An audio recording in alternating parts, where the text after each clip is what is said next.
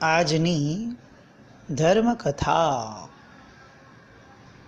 પ્રણામ. તપાગચ્છના મૂળમાં છેલ્લા કેટલાક વર્ષોના ઇતિહાસમાં જોઈએ તો જે ગુરુ ભગવંતો લીડ રોલ પ્લે કરીને ગયા,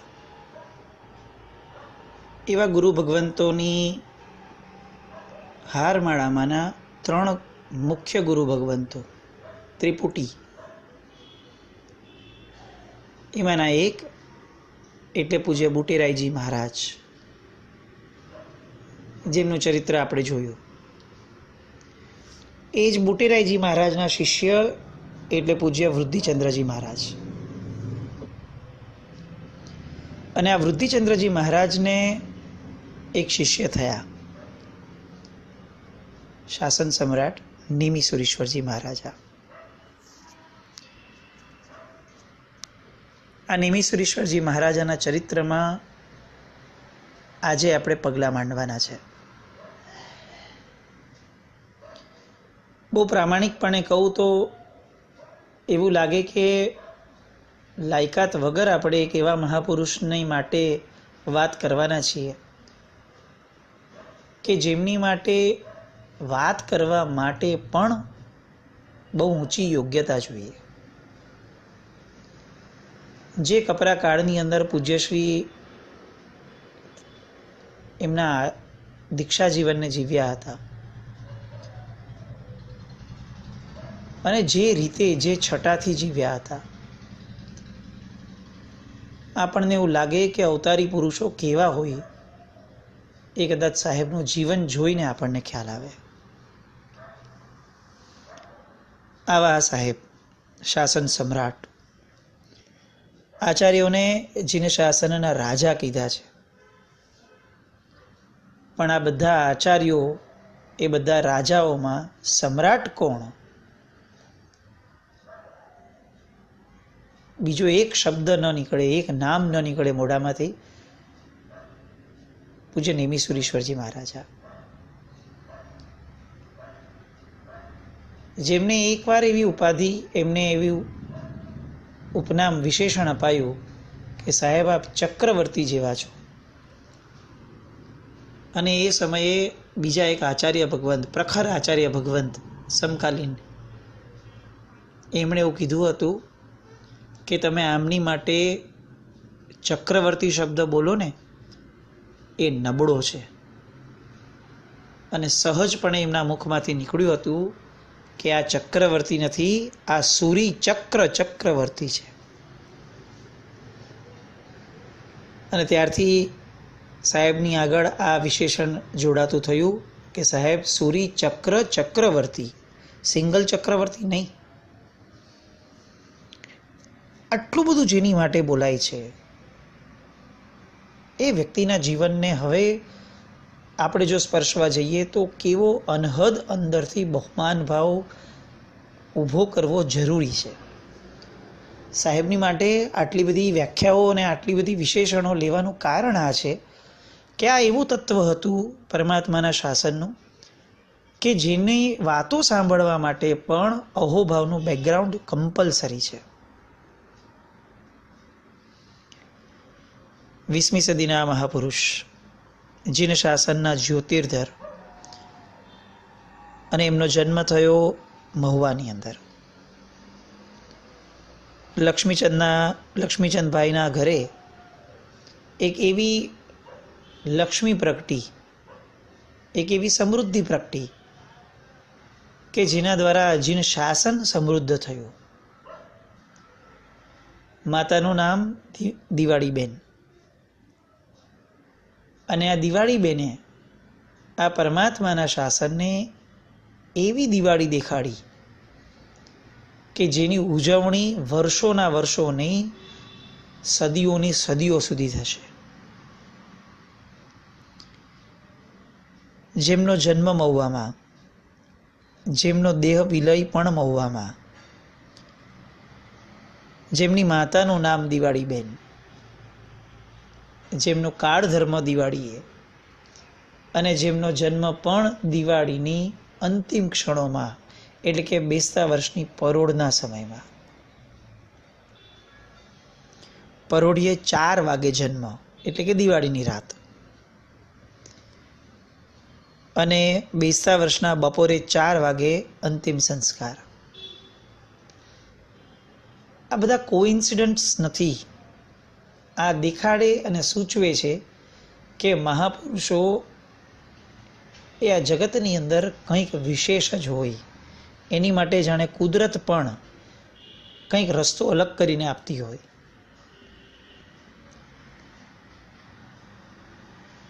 લોકો લક્ષ્મી પૂજન કરે અને દિવાળી ઉજવે. જ્યારે લક્ષ્મીચંદભાઈના ઘરે કુળ દીપક પ્રગટ્યો દિવાળી બેનને ત્યાં, અને ત્યારથી શાસનની દિવાળી થઈ. નેમચંદ એવું નામ પડ્યું. અને આ દિવાળી બેનની ગોદમાં આ નેમચંદનું બાળપણ એકદમ સુખેથી પસાર થઈ રહ્યું છે. બાળપણથી પોતાની ગંભીરતા, પોતાની એક અલગ છટા, એક પ્રભાવકતા જે કોઈને પણ આંજી દે એવી પ્રભાવકતા. એમના બાળપણના એટલા બધા કિસ્સાઓ ચરિત્રમાં આવે છે કે જે સાંભળીએ તો આશ્ચર્ય થાય કે આ બાળક આટલી હદ સુધી કયું પૂર્વભવનું એ વિશિષ્ટ પુણ્ય લઈને આવ્યો કે બાળપણમાં જ આટલી વિશિષ્ટતા હતી. ધૂળી નિશાળમાં ભણતા હતા, પણ નિશાળના સૌથી વધારે સ્પાર્કવાળા બાળક. કોઈ પણ વસ્તુ ભણવાની હોય, તોફાન કરવાનું હોય, કોઈ પણ વસ્તુની અંદર કોઈ કામ કરવાનું હોય, એમની માટે એવું કહેવાતું હતું કે તેઓ શિક્ષકને પણ સલાહ આપતા અને શિક્ષક હોંશે હોંશે એમની સલાહો લેતા. આ એમના બાળપણની વાતો. વિશાળ વૃક્ષની નીચે એમનું બાળપણનું શિક્ષણ ચાલે ધૂળી નિશાળમાં. અને એમના શિક્ષકનું નામ મયાચંદજી. એ નેમચંદને અક્ષરોનું પ્રાથમિક જ્ઞાન આપતા હતા. એ સમયે અંગ્રેજી ધોરણમાં ભણવું એટલે સામાન્ય રીતે બાળકો કે એવી રીતે એમની માટે અશક્ય ગણાતું. બહુ જ પ્રતિભા સંપન્ન અને મેઘાવાન બાળક હોય તો એ અંગ્રેજીનું એક ધોરણ ભણ્યું હોય ને તો પણ સમાજમાં બહુ ઉન્નતિને પામતા. અને એ વર્ષો નીકળી જતા, કારણ કે સામાન્યતયા અંગ્રેજી શરૂ થતું હતું ગુજરાતીના 7 ધોરણ પછીથી. આ નેમચંદ એમની ભણવામાં એટલી બધી ગ્રીપ કે 14 વર્ષની ઉંમરમાં તો એમણે 7 ધોરણ ભણી લીધા અને અંગ્રેજીના 3 ધોરણ પણ પાસ કરી દીધા. હવે મહુવાની અંદર એવું કંઈ જ ન રહ્યું કે જે નેમચંદને ભણવાનું બાકી હતું. અને નેમચંદની ઉંમર હતી ફક્ત 14 વર્ષ. આ 14 વર્ષ સુધીમાં કેટલાક એવા પણ પ્રસંગો બન્યા કે જેમાં નેમચંદ પોતાની સિદ્ધાંત પ્રત્યેની નિષ્ઠાને અડગપણે લોકોની સામે મૂકી શક્યા. એવું આવે છે કે ગામમાં કોઈ એક બેનને એ સમયે કોઈક તકલીફ થવાના કારણે એમનું વર્તન થોડું બદલવા લાગ્યું. અને ગામડાના લોકોએ એમની અંદર કોઈ ભૂત પ્રવેશ્યું છે એવું ધારી લીધું અને આ ભૂત ઉતારનાર ભુવાઓ જે છે એ ભુવાઓ પાસે તરત એમને લઈ ગયા. આ નેમચંદના બાજુના ફળિયામાં રહેતા બેન. નેમચંદની ઉંમર 12-13 વર્ષની. એ પણ સાથે ગયા. ઓલા ભાઈ જે છે ભુવા, એ જેમ તેમ કરીને બેફામ રીતે આ બેનના શરીરમાં સો કોલ્ડ પ્રવેશેલા ભૂતને કાઢવા માટે યત્ન કરવા લાગ્યા. મારવું, વીંજવું, માથા પછાડવા. અને આ નેમચંદથી બધું જોવાયું નહીં. એને એવું લાગ્યું કે આ બધું શું ચાલી રહ્યું છે. 2-4 વાર રોકવાનો પ્રયત્ન કર્યો, પણ બધા એને વાળ્યો કે ભાઈ તું શાંતિ રાખ, તને ન ખબર પડે, તું નાનો છે. અને છેવટે જ્યારે આ નેમચંદની કમાન છટકી, એવું તરત જ એણે પેલા ભુવાને પાસે જઈ અને ભુવાનો હાથ પકડીને કીધું કે હું તમને હવે નહીં કરવા દઉં.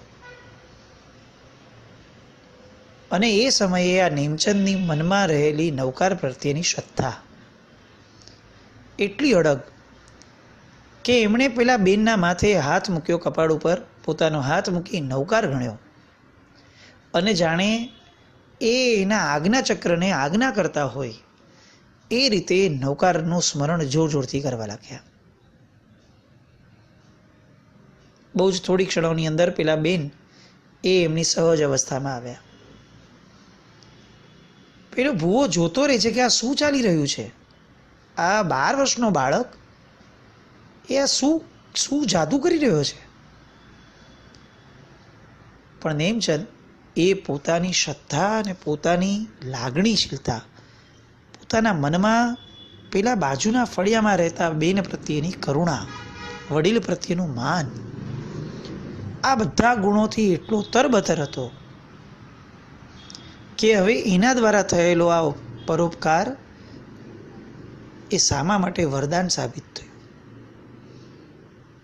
બધું જ સહજ થયું અને ત્યારથી લોકોમાં એક આ વાત એસ્ટાબ્લિશ થઈ કે નેમચંદની ઈચ્છા શક્તિ જબરદસ્ત પ્રબળ છે. નૌકાર પ્રત્યેની નેમચંદની શ્રદ્ધા, પોતાનો આત્મવિશ્વાસ અને સત્ય માટે ક્યાંય પણ ગમે તેવાની સામે પણ લડી લેવાની ટેક, આ નેમચંદના બાળપણની ગજબનાક વિશેષતા હતી. ભણતર પૂરું થયું, હવે કંઈક કામ ધંધે તો લાગવું જોઈએ. પિતાજીએ મોકળાશ આપી કે જો મારા ધંધામાં તને બહુ આનંદ ન થતો હોય, તને એવું લાગતું ના હોય કે મારે આ ધંધામાં વિશેષપણે આગળ વધવું છે, તો કશો જ વાંધો નથી, તું બીજા કોઈ વ્યવસાયમાં પણ ખુશીથી પ્રયાસ કરી જો. અને આ નેમચંદને એવું લાગ્યું કે યુવાન એ છે કે જેનામાં સાહસિકતા છે. એક જ જગ્યાએ પડ્યો રહું તો હું યુવાન છે નો, એટલે કંઈક સાહસ તો કરવું છે. પિતાજીનો વ્યવસાય એ તો છે જ ચોક્કસપણે આપણી માટે, પણ કંઈક નવું શીખવું છે. અને આ સાહસિકતાના ગુણે એમને અલગ અલગ ક્ષેત્રોની અંદર પ્રયત્નો કરતાં કરતાં છેવટે શેર બજાર, સટ્ટાનો જે બિઝનેસ કહેવાય, એ સટ્ટા બજારની અંદર એમને સ્થિર કર્યા. આજનું શેર બજાર એ તો આખી અલગ ઘટના છે. એ સમયનું સટ્ટા બજાર એ અલગ ઘટના હતી. ત્યારના સટ્ટામાં પણ ઘણો બધો કંટ્રોલ હતો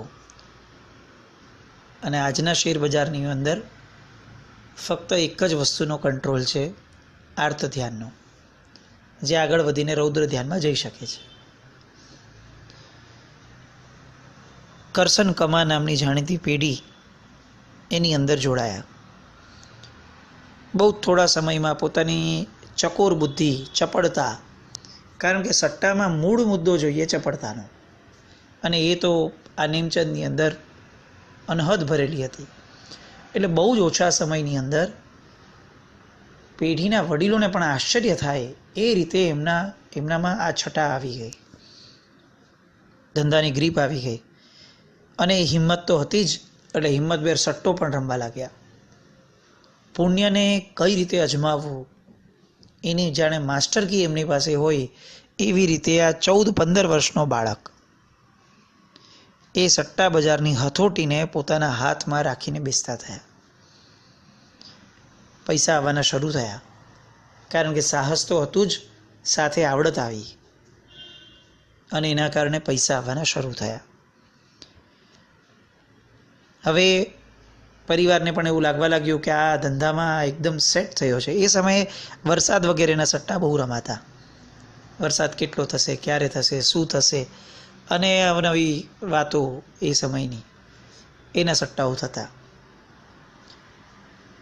પરિવારને એવું લાગ્યું કે હવે આ નેમચંદ તો સેટલ છે અને બધું સરસ જઈ રહ્યું છે, ધીરે ધીરે આમાં ઘણી પ્રગતિ કરશે. પણ પૂર્વનું જે યોગ બળ લઈને આ બાળક જન્મ્યો છે એ યોગ બળ એને શું કામ સેટલ થવા દે સંસારની કોઈ પણ બાબતમાં? હજી તો વર્ષ માંડ થયું અને વ્યવસાયમાંથી આ નેમચંદનું મન ઉઠી ગયું અને પિતાજીને કીધું કે મારે આ ધંધો છોડવો છે. આ બધા ધંધાઓમાં મને મારું મન નથી લાગતું. તમે મને અંગ્રેજી અહીંયા ભણાવ્યો, સારી વસ્તુ છે. મને એમ છે કે મારે હજી કંઈક ભણવું છે ને મારે સંસ્કૃત ભણવા માટે જવું છે. મને રજા આપો ને કંઈક એવું ગોઠવી આપો કે હું સંસ્કૃત શીખી શકું. પિતાજીનો વ્યવસાય હતો પાઘડી બાંધવાનો. એટલે સૌરાષ્ટ્ર ગુજરાતના અલગ અલગ પ્રદેશોની અલગ અલગ જ્ઞાતિઓની અલગ અલગ પાઘડીઓની સ્ટાઇલ હોય, એ બધાની પાઘડીઓ બાંધવાનું એક વ્યવસાય એમના પિતાએ લીધેલો. અને આ વ્યવસાય કરવાનું મૂળ કારણ જે હતું એ હતું આ ધંધાની નિષ્પાપતા. પાઘડી બાંધવામાં મિનિમમ પાપ અથવા ઓલમોસ્ટ નેગ્લિજિબલ પાપ. પાપ શું હોય? અને આ નિષ્પાપતા જોઈ અને એમના પિતાશ્રીએ આ ધંધો સ્વીકારેલો. આ નેમચંદની અંદર અચાનકથી સંસ્કૃત ભણવાનો લોભ નહીં જાગ્યો. આ વારસાગતમાં એમને મળેલા અધ્યાત્મ અને ધર્મના દ્રઢતાના સંસ્કારો હતા કે જેણે એને આ દિશા આપવાની વાત મુકાવી.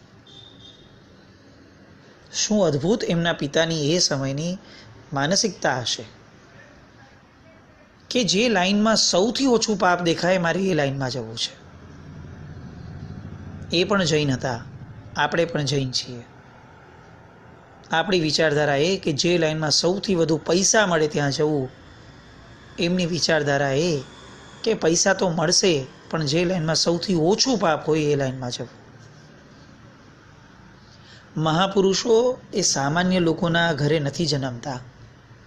આજે આપણા બાળકોને જોઈ અને જે બહુમાનની જગ્યાએ દયાનો પરિણામ જન્મે છે એનું મૂળ કારણ એ મા બાપોની પોતાની પણ ઉત્તમતા છે. ઉત્તમ હોય તો ઉત્તમ આવશે. નેમચંદને એના પિતા તરફથી રજા મળી કે જા બેટા, તારી આટલી ભાવના સરસ છે ને, એક કામ કર, મહુવામાં તને આ બાબતમાં કંઈ નહીં મળે, તું ભાવનગર પહોંચી જા. ત્યાં મેં જેમને મારા ગુરુ માન્યા છે એવા વૃદ્ધિચંદ્રજી મહારાજ છે. એ વૃદ્ધિચંદ્રજી મહારાજને તું જઈને મારો પત્ર આપજે, હું ભલામણ કરતો પત્ર તને લખી દઉં છું અને એ ગુરુ ભગવાન તને સંસ્કૃત ભણાવશે. કેટલી સહજ રીતે જે ધંધામાં માંડ હથોટી જામી ગયેલી એમાંથી બહાર નીકળ્યા પણ કોઈ વિરોધ નહીં અને સંસ્કૃત ભણવા માટેની આટલી બધી સરળતા એમને મળી ગઈ. કારણ કે પુણ્યાનુબંધી પુણ્ય લઈને આવેલા. જેમના અનુબંધમાં પણ પુણ્ય હોય એને બધું જ શુભ મળે. નેમિશ્વરી મહારાજ સાહેબે આ જે સટ્ટા બજાર છોડ્યું એ એવું છોડ્યું કે આખા જીવન દરમિયાન એમની માટે એવું કહેવાતું હતું કે એમની પાસે અગર કોઈ સટોડિયો આવતો દીક્ષા લીધા પછી પણ, આચાર્ય બન્યા પછી પણ, તો એમનું એક પંચ લાઈન હતી શાસન સમ્રાટના જીવનની: સટોડિયા સદા દેવાળિયા. જે સટોડિયો છે એ હંમેશા દેવાળિયો જ રહેશે. આ એમની પંચ લાઈન ગણાતી.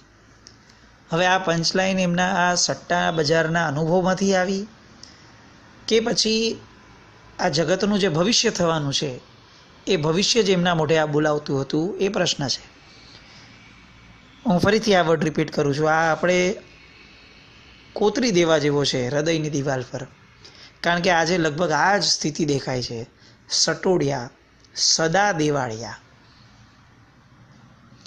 15 વર્ષની ઉંમરે સટ્ટો છોડ્યો અને હવે વૃદ્ધિચંદ્રજી મહારાજ પાસે પોતાનો જિંદગીનો એવો દાવ રમવાનો શરૂ કર્યો કે જે દાવ એમને છેક આચાર્ય પદવી સુધી લઈ જવાનો છે. પંજાબનું રત્ન ગણાતા આ વૃદ્ધિચંદ્રજી મહારાજ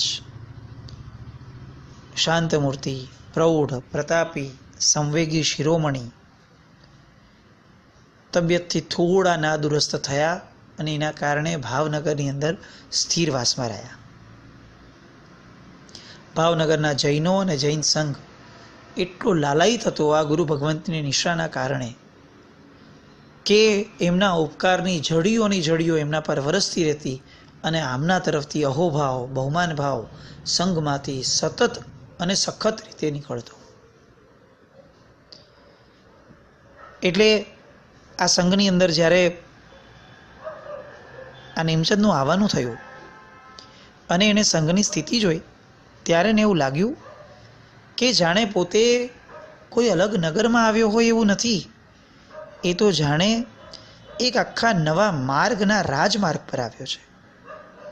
કારણ કે એ સમયે ભાવનગરનો સંઘ એ ભારતના શ્રેષ્ઠ મોટા સંઘોમાંનો એક ગણાતો અને એ સંઘની અંદર જ્ઞાન ભક્તિ આ બધાની એટલી બધી ખેવના રહેતી